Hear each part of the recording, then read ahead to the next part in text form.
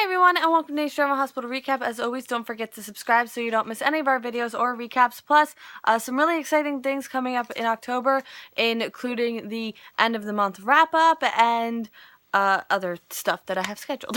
So, let's get right to it because I'm pretty sure this episode just, did something crazy. So, yeah.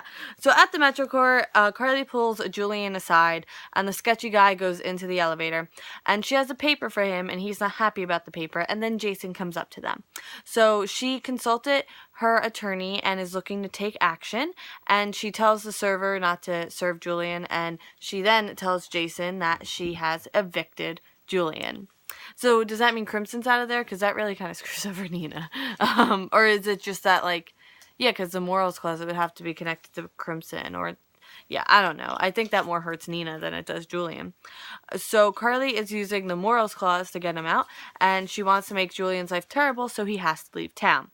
So Jason isn't buying Carly is 100% okay, and she says, look, Morgan was expelled, and, he's just been really, he's just not been himself, and she feels she's not doing enough for him, and he gets her to the point of believing that things will be all right because he's Jason, and why not? And then Julian calls Scott about this eviction. Also, he's worried about Sonny. At Crimson, Dylan pulls back and thinks that he took advantage of Kiki, and she's like, no, you didn't. I kissed you back. And good guy Dylan still blames himself. So she says that she never got over him, and then he asks about Morgan because he just has to look a gift horse in the mouth, right? So Kiki confides in Dylan, and she says, look, things were great, but then overnight Morgan changed. And it was even before the medicine switch. He was just all kind of, I don't know. It never felt okay after they got back together. I think we can all agree on that.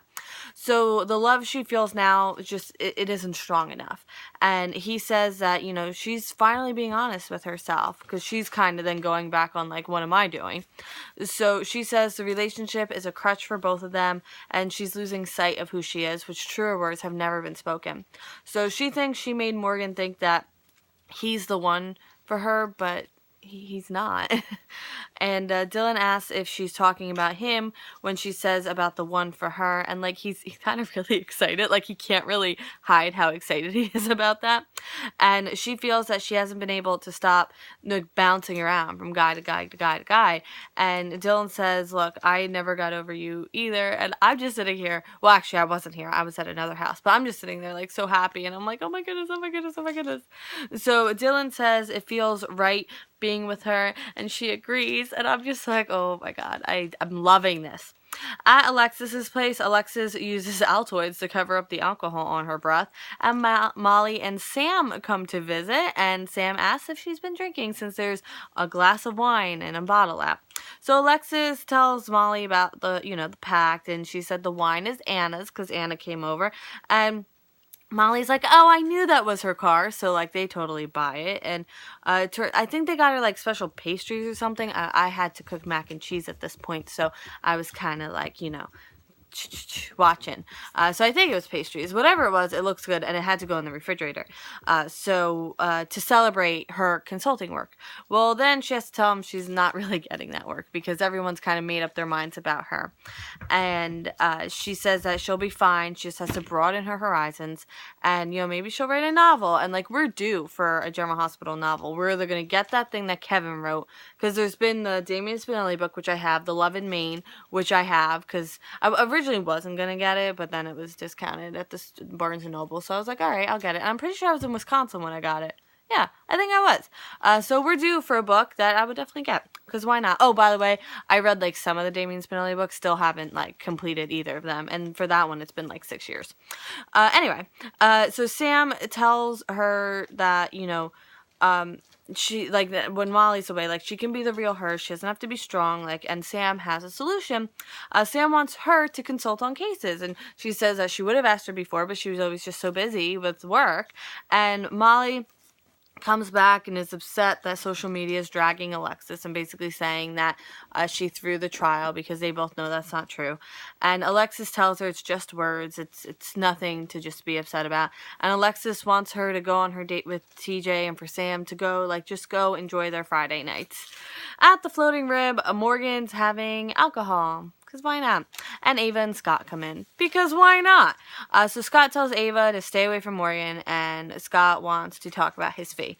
And Ava says that Morgan might need her. Girl. And I'm like, yeah, I literally, shut up. Literally, shut up. Like, I know there's fans of Ava out there, and no shade there. Like, obviously, we could all like, you know, our characters, but I just... Oh, she just hits so below the belt. That's just what I can't get over. So then she sits with Morgan, because why not?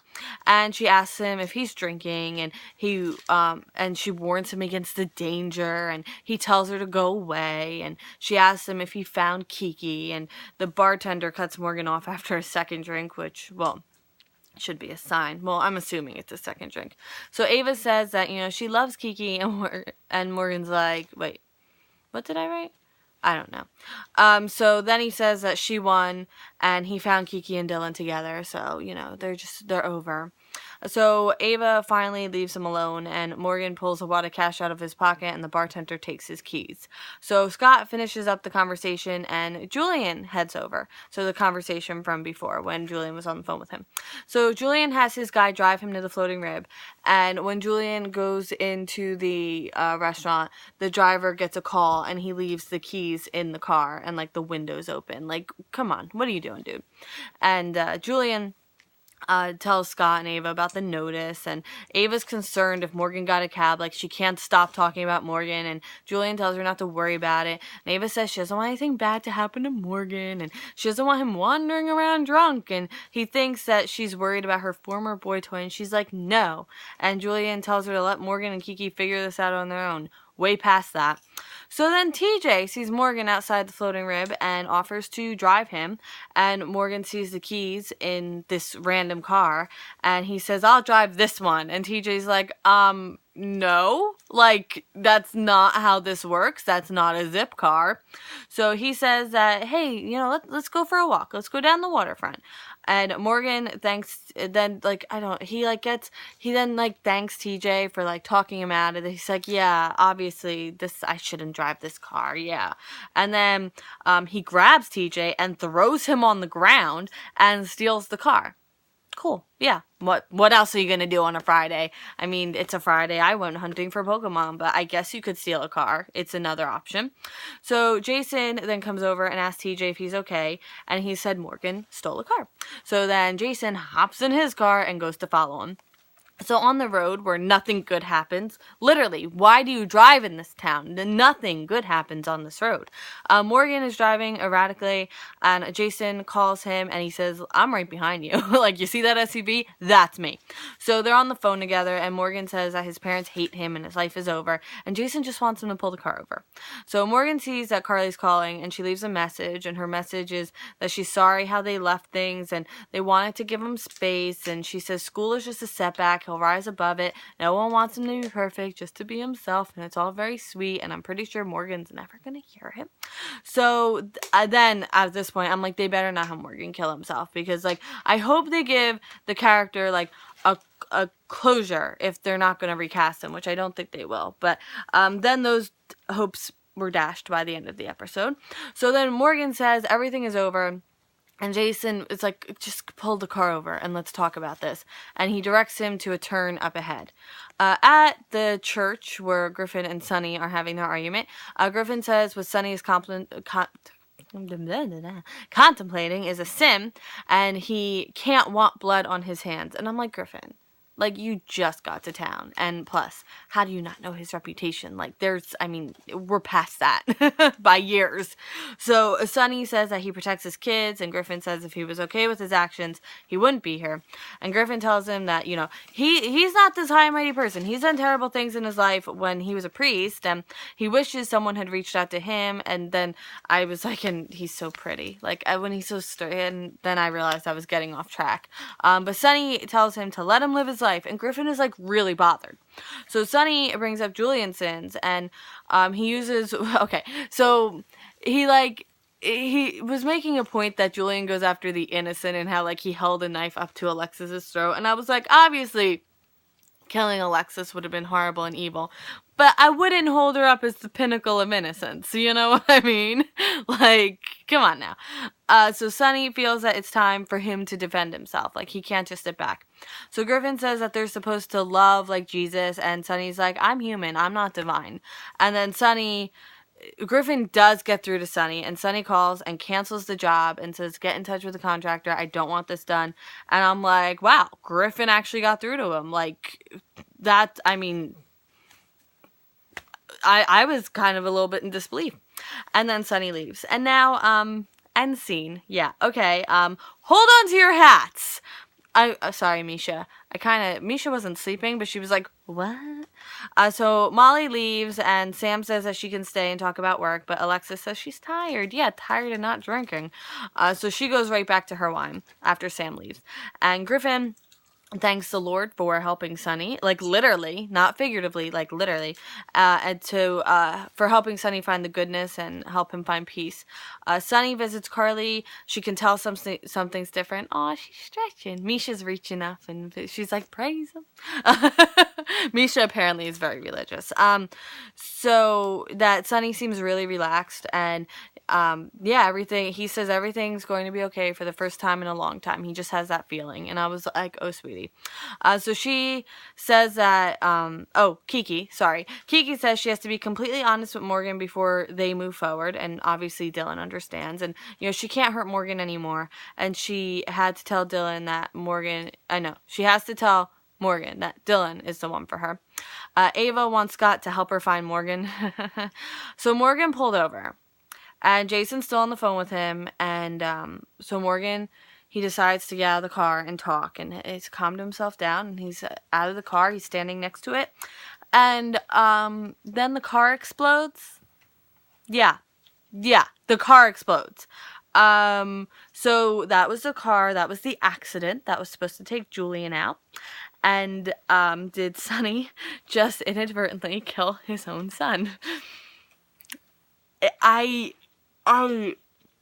I hope with everything in my heart that they don't kill him, because that would just, that would just tear so much apart, and that would be the end for Sonny and Carly, at least this time around. Maybe the end forever for them. I mean, I don't know.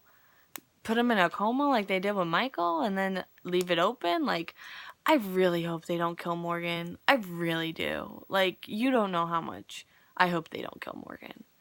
But if they do, I mean, ugh. Ugh, that's all I'm saying. Alright, that is it for today's Drama Hospital recap. I will see you Monday. No. Is Monday a holiday?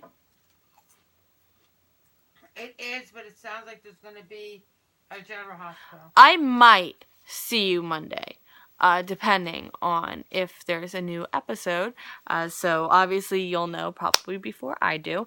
But in any case, I will see you next week for more German Hospital, and let's just keep our fingers crossed that the writers know what they're doing, because yeah, okay. So that's it. Sorry, I'm just gonna spiral off in disbelief now. So I hope you have a great weekend. Try to take your mind off this, and I'll see you then. Bye. Oh, check in this weekend. I'm gonna have a lot of cool stuff going up. I'm aiming to have the rest of the Montana stuff, and hopefully 1 or 2 e-Catter from the times I missed because, vacation. Alright, so that's it. I promise. So look forward to that, and I will see you then. Bye.